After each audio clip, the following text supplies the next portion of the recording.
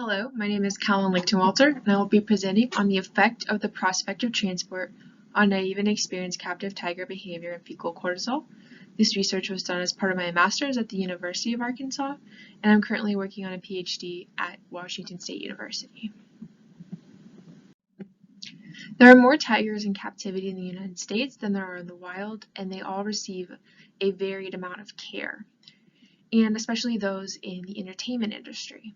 When an animal has a bad experience, it causes stress, which leads to the activation of the HPA axis, and this leads to the release of cortisol. And in large quantities, cortisol can have negative health impacts on animals.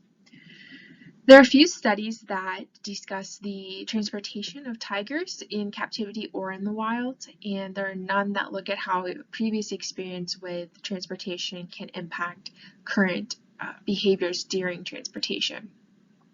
What we do know is that with stress, there tend to be great differences in behavior and in cortisol concentrations among and within individuals. The goals of this experience were to look at tigers with a history of transport outside of the chosen facility and those without history of transport, and see if they responded differently to a roll cage being placed outside of their enclosure. And a roll cage is just what they're normally transported around the facility in. We also wanted to know if the roll cage was enough to cause a stress response or if further action needed to be taken. And to do this, we collected behavioral and fecal data. This research was done at Turpentine Creek Wildlife Refuge in Eureka Springs, Arkansas, which is a totally accredited wildlife rescue. We used 12 tigers, and of those, 7 were experienced and 5 were naive, as determined by their histories by the staff.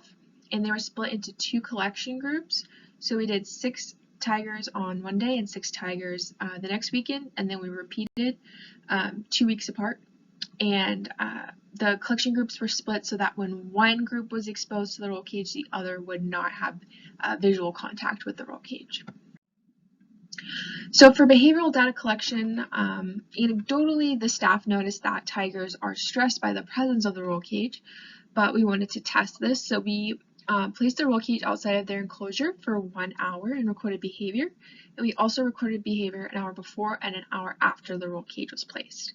We did instantaneous sampling of focal individuals, so one student was monitoring 1 tiger, and like I said, we repeated this again after 2 weeks. Fecal samples were collected by a staff member during enclosure cleaning, and we collected 3 fecal samples before exposure to the roll cage and after exposure to the roll cage each time the animal was exposed. Back at the lab, they were dried and we extracted cortisol metabolites. In the literature, it is it is known that cortisol is largely broken down before it's excreted, so it's important that we looked for cortisol metabolites. So literature also says that a double antibody for corticosterone in a radioimmunoassay kit can be used to detect these metabolites, and that's what we used. And this kit was validated through multiple steps. For statistics, our data were non-normal, so we used the Glimmix procedure of SAS with day, session, experience, and sex as fixed effects. Day as a repeated measure. We analyzed several behaviors, but I'll be talking about pacing, autogrooming, and sleeping. And we also used cortisol concentration as a dependent variable.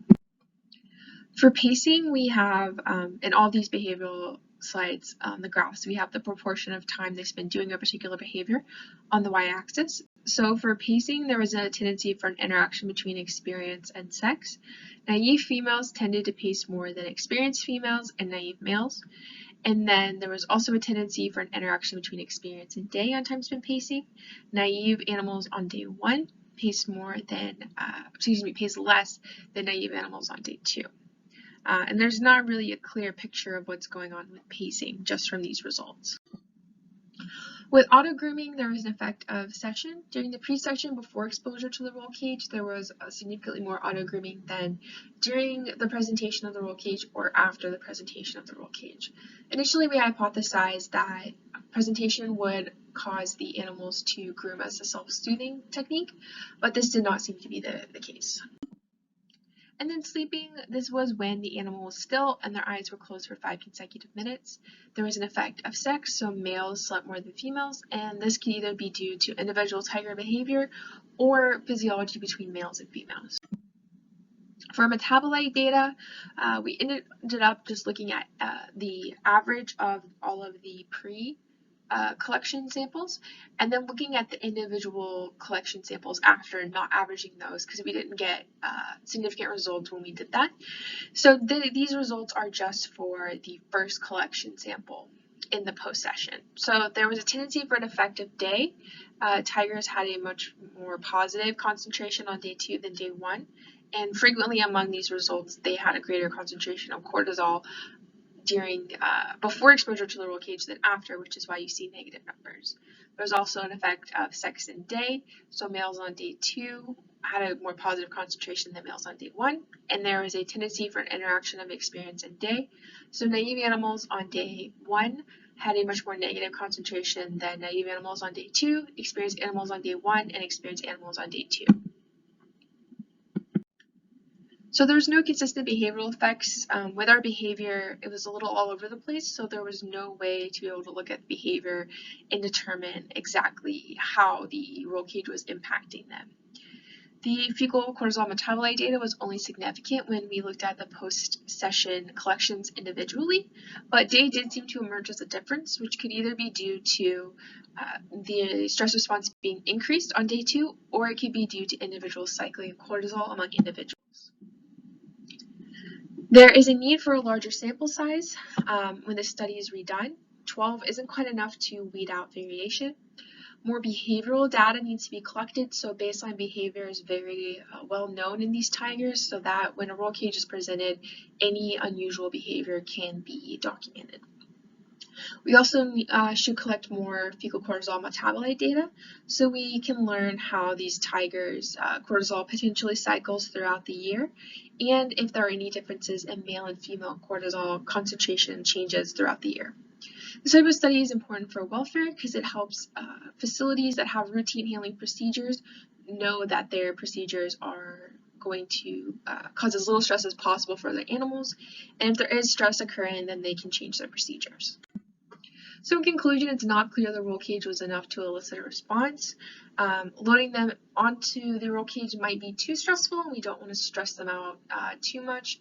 So a balance needs to be found between inducing stress and studying it.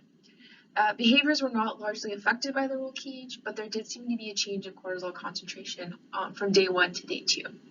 And it's important just to repeat this so that the clear answers can be elucidated from the results.